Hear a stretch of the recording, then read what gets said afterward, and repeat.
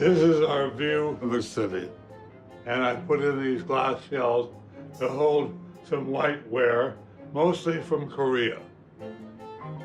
Jack Larsen has given the crafts an exceptional place in the history of ideas and in the history of art. English. These are from the Congo. They're using wedge weave. His contribution is not just simply to the collecting of objects, but the understanding of nature, the preservation of sculpture, the preservation of materials, and also the support of artists. This piece is Ed Rossback, unusual rope-sized yarn. He's a major seminal figure of the 20th and 21st century. New York was the first place I felt at home. I liked everything about it and decided to move here with no reason. And I didn't realize it was really the only place for a fabric designer to be. The good design shows were on at MoMA. That was the most important museum in the world right then. One of my first pieces was selected. Pretty soon I had clients. Lever House needed an important fabric in the lobby. We called it Lever Lin. We did 4 fleets for Braniff Airlines. I worked in 60 countries and with almost all of the great designers of my time, including Frank Lloyd Wright.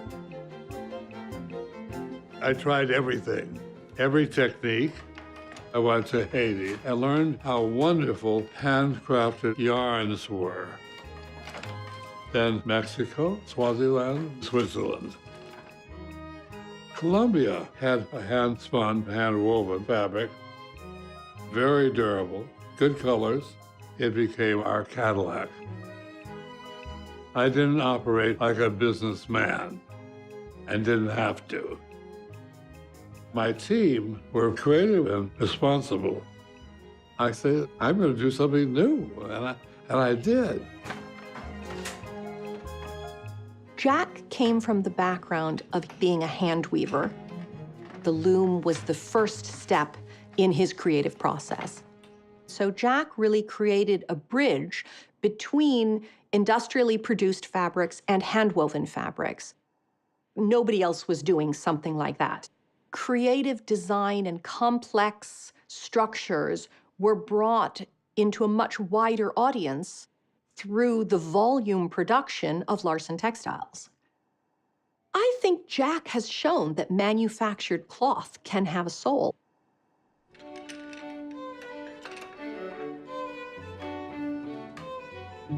When I finished at the Rhode Island School of Design, I went to work for Jack Lenor Larsen, who was my dream job, and I consider Larsen my graduate school. Some fabrics started with Jack handing me a photograph of a chest that he had seen when he was traveling in China recently and saying, do something with this. Other times it was, this mill now has linen. Other times Jack came up with a concept out of the blue, and then you would experiment with sketching, with yarns, with the computer, with the Xerox machine. The first step was to get a quality that worked, the quality being the right weaves with the right materials. The quality could be sheer, it could be velvet, it could be flat woven. Then the pattern went into the quality. Once you had a pattern in a quality, you would need to work the colors. Some fabrics were introduced in 1 or 2 colors, some fabrics were introduced in 20 colors. It changed with every fabric. Jack was always bringing outside things into textile design. Wood and paper and glass. Jack is inspired by all aspects of art within the world around us. Museums and the opera and literature and all of the different things that you can bring to the table and work with them in textile. Jack Larsen is the master. People remember when they've met Jack Larsen. He has an aura about him, and everybody in the industry has a Jack Larsen story. I got on the elevator and he was there. I knew immediately who he was. And I looked at him and I said, "You're the person who bought the Wharton Eschrick." And he looked at me and he said, "Table and chair." Just like that. And why was it still available? I will never forget that. This is a special fabric in that it's really not woven, it's warp knit. The warps are engaging the wefts and locking them in. It absolutely won't shred. And where is it woven? And New Jersey. in New Jersey. This is the New York showroom of a Larsen collection. We have wall coverings and upholsteries and window fabrics.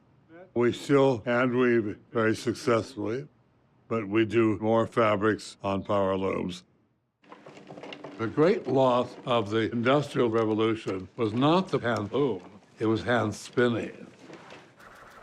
The power loom could do just about anything a hand loom could do. But hand spinning, it has slubs and imperfections, and it was organic. Hand-spun yarn is more interesting. The survival of a hand in a mechanized society cannot be denied. There will always be individuals who will be interested in making things and creating. I got to know America House and its founder, Mrs. Webb, because she did a show called Young Americans. And that's what I was. She was an amazing woman. She did the C. Lamar Design Conference in Monterey, and there was the people she wanted, like Toshiko Takaezu, Lenore Tawney, Wharton Eschrick. Charles Eames was my roommate. The next project was a museum. We took a small space next to MoMA, and then it finally became the American Craft Museum. GIs coming out of school didn't want to be confused with Weavers Guild ladies. So could they be designer craftsmen? And that was capital letters even. Then women didn't like craftsmen. Rose Slivka said they're craft makers. Craft maker, I like a lot. My studio was on the downtown side of New York, and there was the artist club on 8th Street. De Kooning and Pollock and all of those people, they were all there on Thursday night arguing about what was art. Abstract expressionism. Abstract expressionism. It's a very unimaginative term anyway. There were maybe 3 abstract expressionists. That's all. It was fascinating to watch it all. I had been invited to the club because of a friend from Black Mountain College.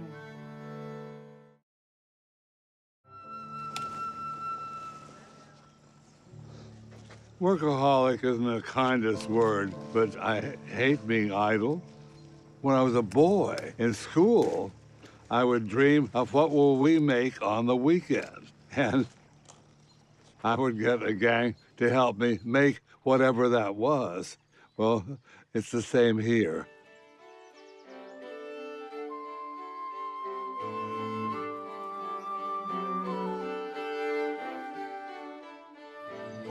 The mission of LongHouse is to exemplify living with arts and to foster better thinking. And it's inspired or curated or taught through Jack's ideas. We all wake up in the morning and we have maybe one idea, 2. He wakes up at 16.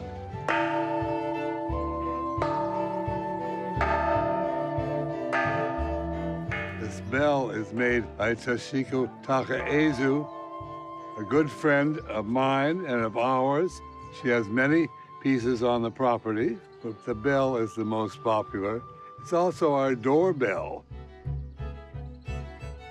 I met Toshiko at Cranbrook, She learned how to make closed forms and then large closed forms. Finally, to work in bronze. It was a lifetime relationship. LongHouse is 2 miles from the ocean. It's 16 acres, and that's reasonable. It gives me the chance to experiment with different kinds of gardens and to move the sculpture around. I like that. Collecting plants is great sport, and unlike buying a pot, plants grow, and they bloom, and they change with the seasons.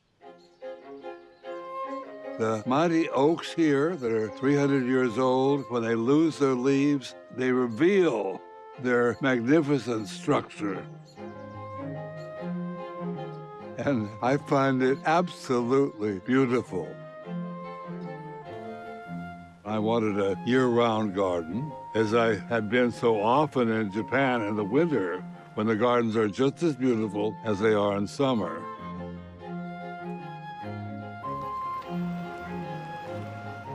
So I began slowly, and each year would do one more thing. That one. Then this one. I'm a pointer. I do a lot of that.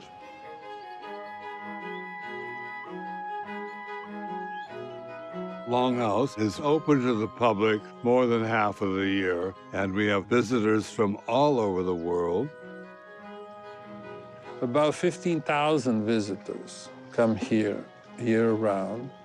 There are visitors who are interested in gardens. There are visitors who are interested in art that we show here. And there are visitors that are interested in Lenor Larsen and his fabrics and his ideas. I would say that this is primarily another tapestry for a master weaver, because this garden is not a botanical garden. This garden is about texture, color, and above all, being interesting.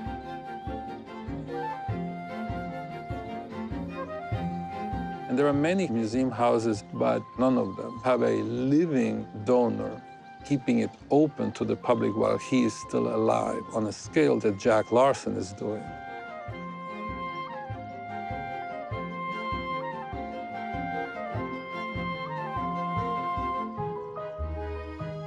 LongHouse. It's my 30th project with the same architect, Charles Forberg.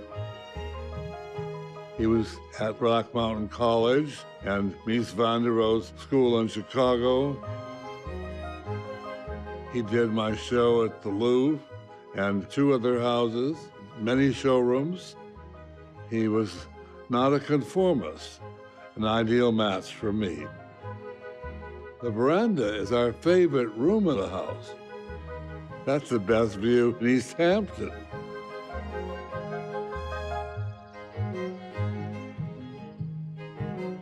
When I depart, we will convert guest rooms into galleries and turn it into a museum open to the public.